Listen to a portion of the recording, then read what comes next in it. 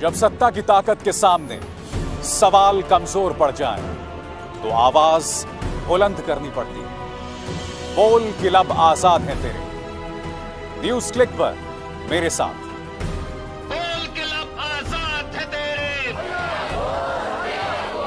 बोल ज़बां अब तक तेरी है। दोस्तों, मैं इस वीडियो को बार बार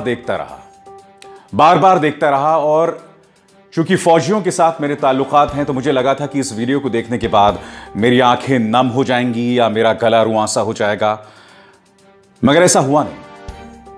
और आप जानते हैं, मुझे विंग कमांडर अभिनंदन के शौर्य पर या इंडियन एयरफोर्स के शौर्य पर इतना सा भी शक नहीं है, बावजूद इसके कि पाकिस्तान ने हमारे पायलट्स को कब्जे में कर रखा है। इतना सा भी शक नहीं है। भारत ने मान लिया कि विंग कमांडर हमारा अपना है, और अगर भारत नहीं भी मानता दोस्तों, तो इन न्यूज चैनल्स का यह घटिया निचले स्तर का प्रोपेगेंडा चलता रहता। युद्धोन्माद की तरफ, वॉर हिस्टीरिया की तरफ देश को ढकेलने का प्रोपेगेंडा चलता रहता। मगर आज मैं आपके सामने कुछ और मुद्दों की बात करने आया हूं दोस्तों। मैं आपके सामने बात करने आया हूं बेशर्म सियासत की। सबसे पहले मैं चाहूंगा कि आप यह वीडियो, यह तस्वीर देखिए। 28 फरवरी को मोदी जी करेंगे दुनिया की सबसे बड़ी वीडियो कॉन्फ्रेंस। 15,000 जगहों से पार्टी के कार्यकर्ता, समाज के सभी वर्गों के लोग, वॉलंटियर्स इस वीडियो कॉन्फ्रेंस में मोदी जी से करेंगे सीधा संवाद। पूछिए अपने सवाल NN ऐप या सोशल मीडिया पर मेरा बूथ सबसे मजबूत हैशटैग के साथ। I will be going to the nearest venue with family and friends. Get the details from Narendra Modi app. आइए 2019 में फिर मोदी सरकार बनाए। New India wants NaMo again. क्योंकि 28 फरवरी को भारतीय जनता पार्टी प्रधानमंत्री नरेंद्र मोदी की मौजूदगी में सबसे बड़ा वीडियो कॉन्फ्रेंस करने जा रही है, एक ऐसे मौके पर जब तमाम राजनीतिक दलों ने अपने तमाम फंक्शंस जो हैं कैंसिल कर दिए थे। उस वक्त जबकि मैं ये वीडियो रिकॉर्ड कर रहा हूं, कांग्रेस ने अपना फंक्शन कैंसिल कर दिया था, मगर भारतीय जनता पार्टी ऐसा कभी नहीं करती है दोस्तों। अब एक और तस्वीर देखिए। कल जब प्रधानमंत्री नरेंद्र मोदी देश के सामने कह रहे थे कि मैं देश नहीं झुकने दूंगा, तब आप उनके मंच पर, उनके भाषण के पीछे, यानी कि उनके पीछे इन तस्वीरों को देखिए। चूरू की धरती से मैं देशवासियों को विश्वास दिलाता हूं कि देश सुरक्षित हाथों में है। यहां पर उन 44 शहीदों की तस्वीरें हैं। यानी कि अब सियासत का यह स्तर होगा कि आप हमारे शहीदों की तस्वीरों को अपने मंच पर लगाएंगे। क्या प्रधानमंत्री को इस बात का आभास था? क्या आभास था? क्योंकि देखिए, आपने आपकी अपनी इंटेलिजेंस फेलियर के चलते, आपकी अपनी गलतियों के चलते पुलवामा हुआ। आपने कश्मीर को अपने निजी सियासत के लिए बार बार उसे आग की तरफ ढकेला, जिसके चलते वहां हालात बद से बदतर हो गए। और फिर जब कल ये सर्जिकल स्ट्राइक पार्ट 2 हुआ, उसके बाद भारतीय जनता पार्टी जश्न में डूब गई। किस बात का जश्न भाई, किस बात का जश्न? और अब तुम अपनी इन जश्न की तस्वीरों से जोड़ के देखो विंग कमांडर अभिनंदन की इस तस्वीर के साथ। एक तरफ भारतीय जनता पार्टी का जश्न, तो दूसरी तरफ हमारा जांबाज अभिनंदन पाकिस्तानियों के कब्जे में।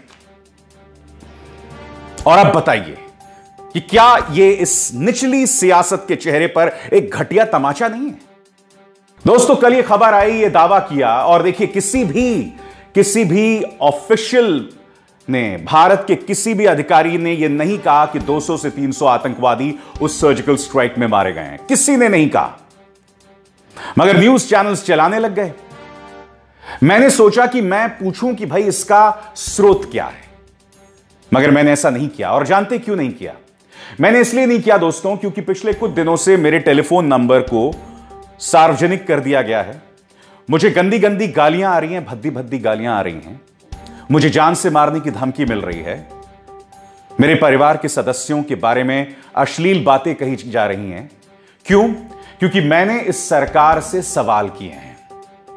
मैंने इस सरकार को कटघरे में रखा है, और यही वजह है। उसी डर से मैंने सोचा कि मैं ये सवाल नहीं करूंगा कि ये 200 से 300 आतंकवादी जिनके मारने की आप बात कर रहे हैं, उसका सोर्स क्या है। मैं तो डर गया दोस्तों, मैं तो कायर हूं, क्योंकि इस देश का मीडिया ही कायर है। मगर मैं आपसे पूछना चाहता हूं कि क्या आप इस औरत को भी देशद्रोही करेंगे? यह औरत, पहले आप इसकी बात सुनिए, फिर मैं आपको बताऊंगा यह औरत है कौन। बिल्कुल संतुष्टि नहीं है।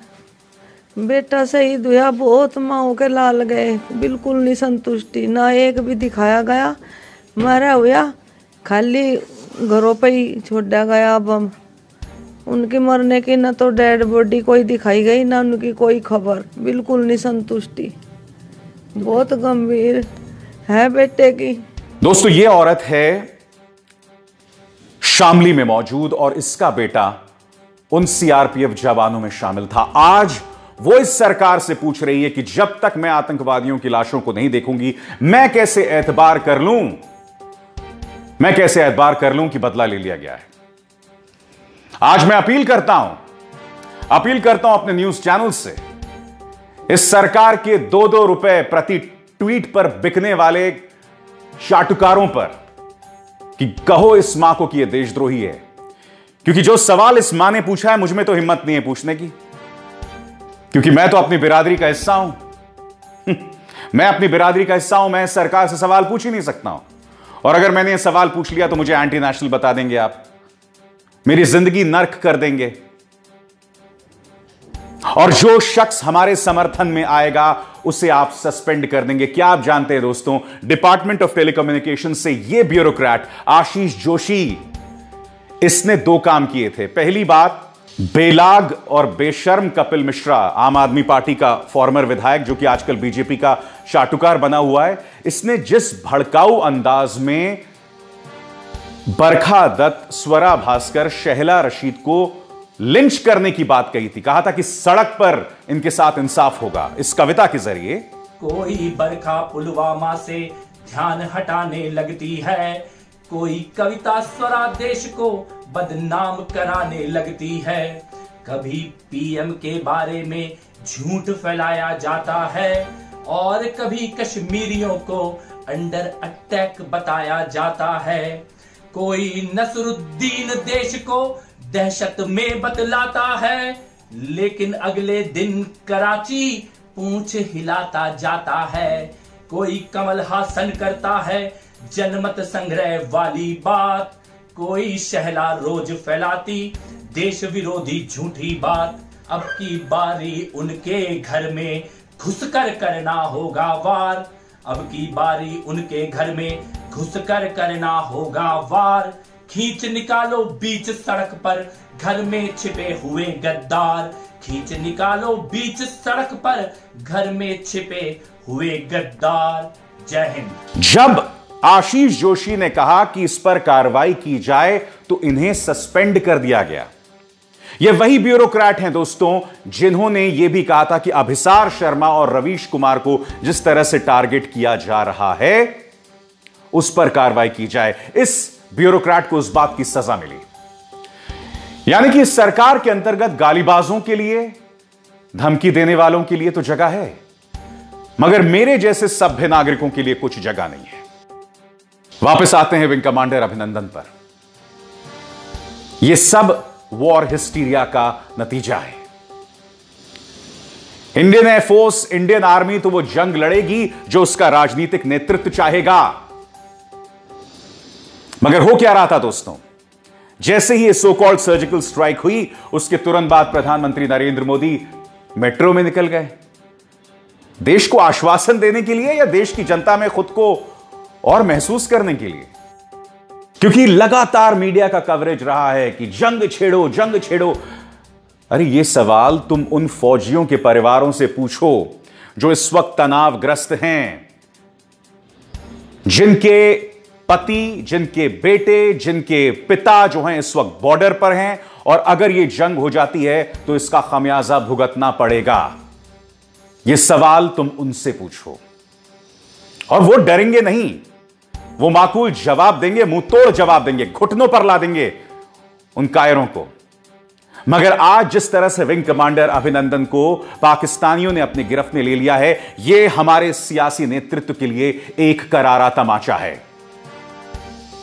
क्योंकि जब मीडिया और देश का सियासत जो है वो युद्धोन्माद की तरफ, युद्ध की तरफ ढकेलता है, तो इसी तरह के परिणाम निकल कर आते हैं, इसी तरह के परिणाम निकल कर आते हैं दोस्तों। आज भी मैं सरकार से इंटेलिजेंस फेलियर पर सवाल नहीं कर रहा। आज भी मैं आपसे यह सवाल नहीं कर रहा हूं कि जो आपने कहा कि सर्जिकल स्ट्राइक 2 में इतने लोग मारे गए, मैं उसके प्रमाण आपसे नहीं मांग रहा हूं, मगर कम से कम उस मां को जरूर याद रखना, क्योंकि उसका बेटा शहीद हुआ है। उसको हक है आपसे हर तरह का प्रमाण मांगने के लिए। मगर आप क्या कर रहे हैं दोस्तों? आप सिर्फ एक पॉलिटिकल पार्टी और उस पॉलिटिकल पार्टी के भी शीर्ष पर बैठा एक व्यक्ति यानी कि देश के प्रधानमंत्री नरेंद्र मोदी को ईश्वर का दर्जा दिलाने के लिए पूरी कोशिश में लगे हैं, चाहे भक्त हो या मीडिया हो। इस मीडिया ने, इस मुख्य धारा की मीडिया ने एक बार भी सवाल नहीं पूछा कि क्या यह इंटेलिजेंस फेलियर था। किसी ने यह सवाल नहीं पूछा दोस्तों। और जब विपक्ष ने सवाल पूछना भी चाहा तो माननीय रविशंकर प्रसाद से लेकर अमित शाह से लेकर तमाम लोगों ने इससे यह बता दिया कि यह पाकिस्तान की जुबान बोल रहे हैं। अरे जो लोग इंटेलिजेंस फेलियर का सवाल नहीं पूछेंगे वो दरअसल पाकिस्तानी परस्त हैं, क्योंकि आप चाहते हैं कि ऐसी घटनाएं बार बार दोहराई जाएं। और हम क्यों नहीं सवाल पूछते हैं जब अमित शाह इस पर सियासत करते हैं?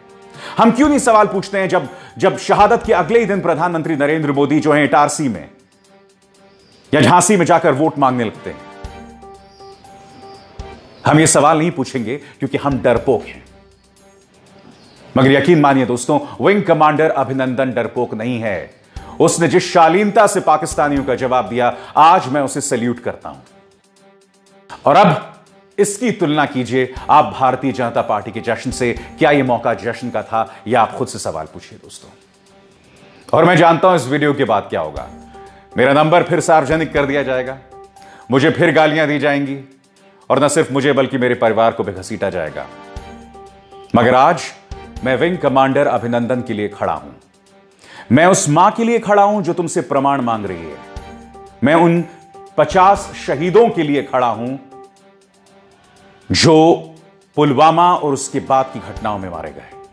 मैं उनके लिए खड़ा हूं दोस्तों, और हमेशा खड़े रहूंगा, क्योंकि बोल कि लब आजाद है तेरे।